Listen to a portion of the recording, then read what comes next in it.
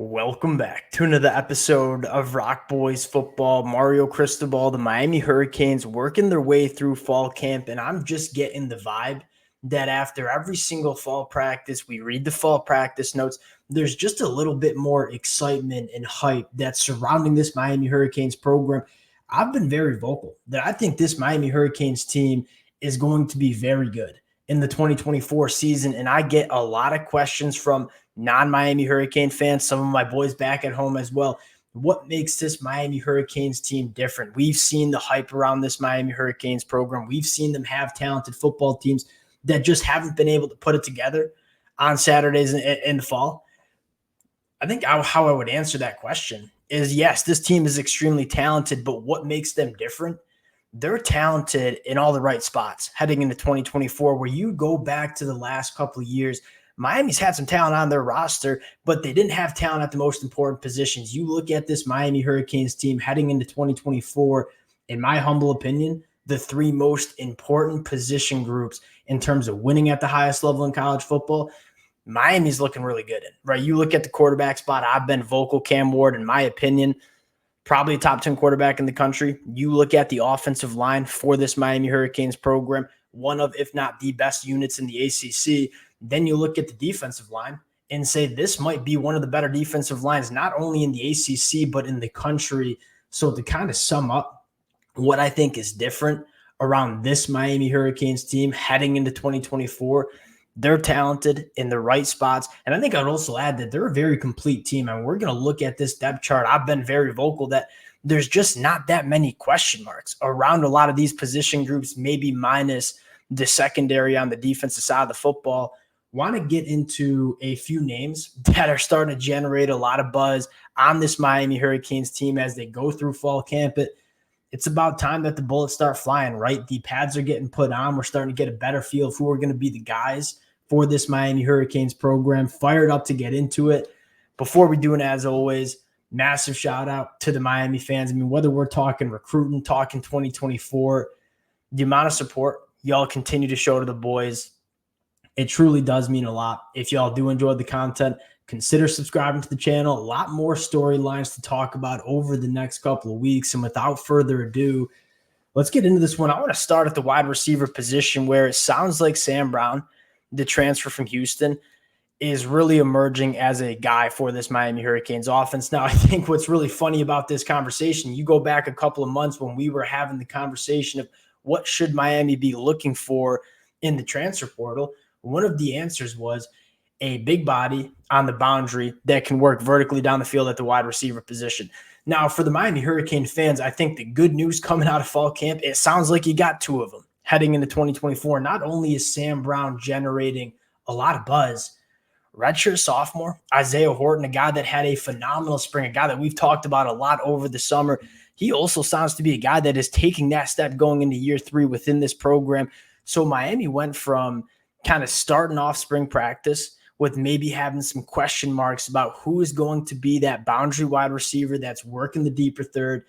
We weren't sure if we had a single wide receiver on this roster. You fast forward to a couple of weeks before kickoff, it sounds like we have two wide receivers in Sam Brown and Isaiah Horton that can play that role for this Miami Hurricanes offense. And why I think that's so important is you look at the inside, Xavier Restrepo.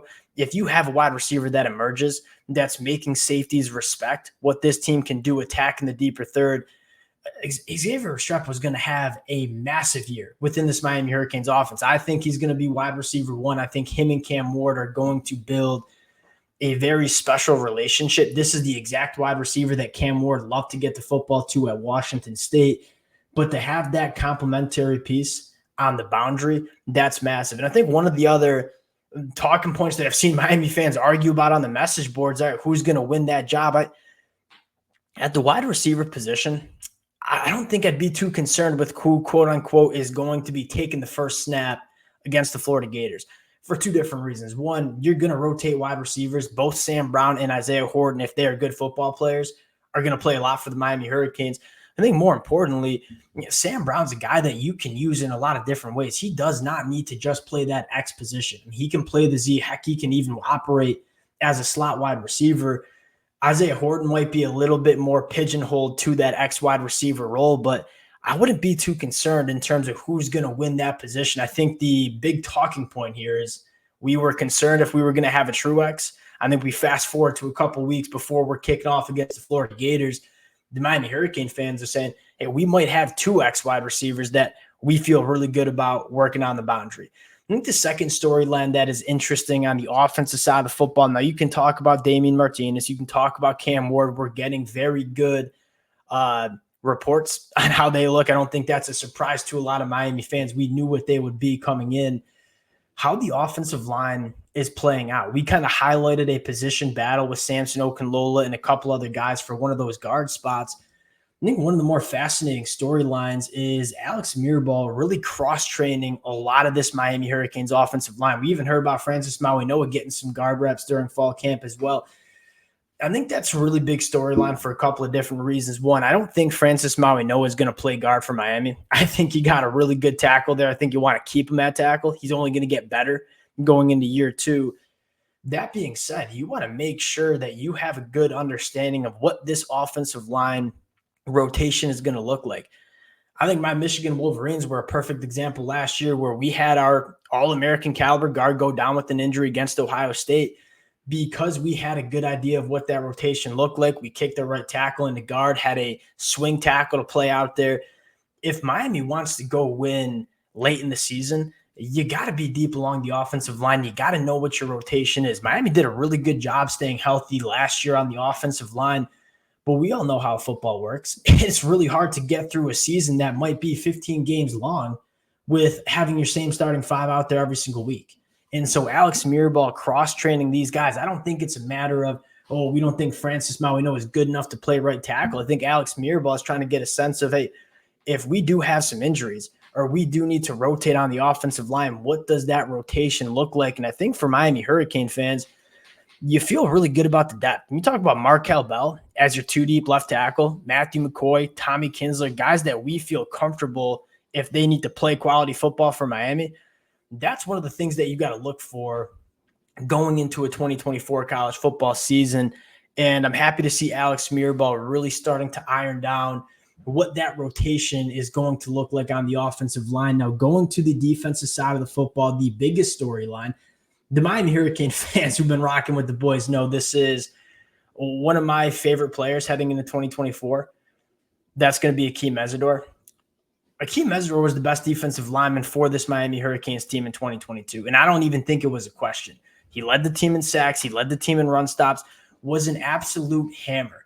Now, we thought this defensive line was going to be one of the better units in the country before Akeem Mesidor even got back healthy. From what you're hearing during fall camp, that Akeem Mesidor looks even better than he did in 2022. That's a massive storyline for a couple of different reasons. One, purely depth. I mean, you talk about Akeem Mesidor potentially being a rotational guy. If Ruben Bain has to come off and take a breather, you're sending a fresh Akeem Mesidor onto the football field. That's going to be really difficult for opposing offensive tackles to deal with. But I think more importantly with Akeem Mesidor, really versatile cat. He's a guy that can play edge, but if you want to try to get Ruben Bain and Tyler Barron and Akeem Mesidor all on the field at the same time, you could very easily kick Akeem Mesidor into that three-tech position. He goes 285. And so I think the emergence of Akeem Mesidor is big for one, depth. Two, he's a guy that it's not going to be hard to figure out how you want to get him on the football field because of the versatility that he brings this Miami Hurricanes defensive line. You talk about the number one reason that I'm a believer in this Miami program. Cam Ward's number two. And number one is this defensive line. You look at historically all the best teams in college football, it starts with an elite pass rush, with a defensive line that can stop the run. When you can stop the run, force a lot of those second, third, and longs, and then get after the passer, you're going to have a dominant defense. And I think that's where it starts for this Miami Hurricanes program. Last two things I want to talk about. One, the continued emergence of Wesley Bissaint, who played really good football in 2023, was a guy coming out of Miami Central that I was going to be surprised if he played early for Miami, and he certainly did that. He's only going to get better with time. He was a freak show athlete coming out of high school, was an undersized linebacker. You saw him take that step in terms of the physicality in which he played with last year. Man, if you get a Wesley Bissaint that puts it together going into year three, you put him right next to Francisco Mauigoa. that could be a linebacker tandem that rivals some of the better units that you see in the ACC, maybe outside of Clemson.